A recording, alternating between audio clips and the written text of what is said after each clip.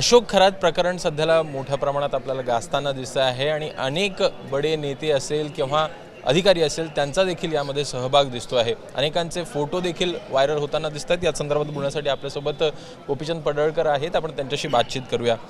अनेक नेत्यांचे सध्याला हे फोटो असेल ते आपल्याला व्हायरल होताना दिसत आहेत। कशा प्रकारे बघताय? सार्वजनिक कार्यक्रमातले फोटो ह्याला काय फार महत्त्व नसतं। एखाद्या मोठ्या स्टेजवर कार्यक्रम आहे, एखादा सार्वजनिक कार्यक्रम आहे, दुसऱ्या कोणी जर कार्यक्रम ठेवला आणि तिथं नेते मंडळी गेले, तिथं फोटोला त्याला फार महत्त्व नाही। परंतु अशोक खराताच्या तिथं मंदिरामध्ये जाणं, त्याच्या मठावरती जाणं, त्याच्यासोबत राहणं, त्यानं सांगितलेल्या सगळ्या पूजा पद्धतीचा अवलंब करणं हे घातक आहे, हे चुकीचं आहे। आणि बऱ्याच नेते मंडळांनी तसं केलेलं आहे। त्यांनी ज्या पद्धतीनं सांगतायत त्या पद्धतीनं वागलेले आहेत आणि आता हे सगळं प्रकरण पुढं आलं। अशोक खरातांनी किती अन्याय अत्याचार केलेत, म्हणजे ह्या लोकांचा त्यात रोल आहे का तपासला पाहिजे। जयंत पाटलांचे देखील फोटो व्हायरल होताना दिसतात, तुम्ही देखील आरोप जयंत करताना पाटलांच्या संदर्भामध्ये सखोल चौकशी होण्याची आवश्यकता आहे। कारण जयंत पाटील तिथं जाऊन आलेले आहेत, त्यांच्या मुलाला पण ते घेऊन गेलेले आहेत। मी काल पण परत आमच्या नाशिकच्या सगळ्या कार्यकर्त्यांशी मी बोललो, तर त्यांनी मला 4 दिवसापूर्वी सांगितलं होतं की जयंतराव इथं मुलाला घेऊन आला होता। अशोक खरात हा ईश्वरपूरला गेला होता, जयंतरावच्या तिथं एक मंदिर आहे, तिथं त्यानं पूजा केली होती। तर ह्याची सखोल चौकशी होण्याची आवश्यकता आहे। मला तर असं कळालं की जयंतराव आणि त्याच्या मुलाला तर राजकीय करिअर करण्याच्या हेतूनं रक्ताची पण आंघोळी घातलेली आहे। मग आता हे आम्हाला समजलं आहे, याचा तपास पोलिसांनी करावा, कशाच्या रक्तानं आंघोळी घातली। कारण आता काल तर समजलं की 5 नरबळीपर्यंत त्यानं काहीतरी असं कृत्य केलेलं आहे। मग माणसाच्या रक्तानं घातली का, कुत्र्याच्या घातली का, डुकराच्या घातली का, कोंबड्याच्या घातली का, काय केलं आहे ते समोर आलं पाहिजे ना। बरं, मुळात प्रश्न काय आहे, हा जयंत पाटील पुरोगामी आहे, तिथं गेलता कशाला? हा तर देवधर्म मानत नाही। लोकांच्या समोर यांची भूमिका हीच आहे ना, आम्ही देवधर्म मानत नाही, आम्ही देवधर्माच्या विरोधात आहे। आणि मग हे बोंधूबाबाची गरज काय?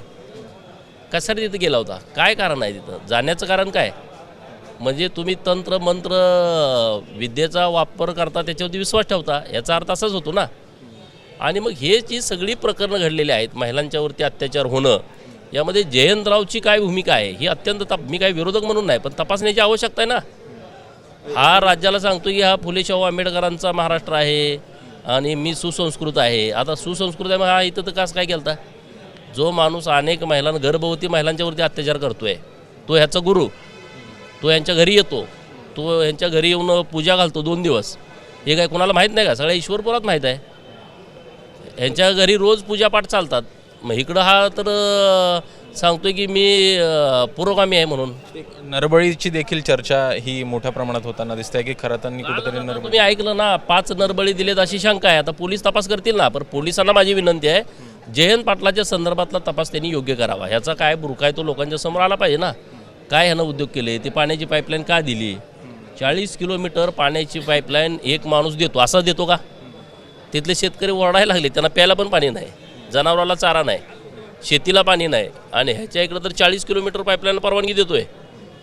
म्हणजे काहीतरी आहे, मोठ्या काहीतरी घडामोडी घडलेल्या आहेत, तर त्या स्पष्ट झाल्या पाहिजेत, लोकांच्या समोर आल्या पाहिजेत। बाजूंचं कुठेतरी वरदहस्त होता नेत्यांचा, दोन्ही बाजूंचा म्हणजे महाविकास आघाडीचे नेते दिसतात आपल्याला, महायुतीचे नेते देखील दिसतात। हो, जे कोणी असतील ते समोर येतील ना।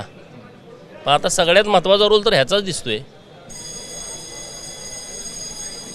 बातचीत केल्याबद्दल इथे होते गोपीचंद पडळकर, यांच्याकडनं स्पष्ट करण्यात येत आहे की एकूणच कुठेतरी जयंत पाटील यांच्या संदर्भात देखील या सगळ्या घडामोडींसंदर्भात चौकशी व्हावी आणि एकूण जयंत पाटलांकडनं काही निर्णय घेण्यात आलेले होते, त्या संदर्भात देखील चौकशी व्हावी अशा प्रकारची मागणी पडळकर करताना दिसत आहेत।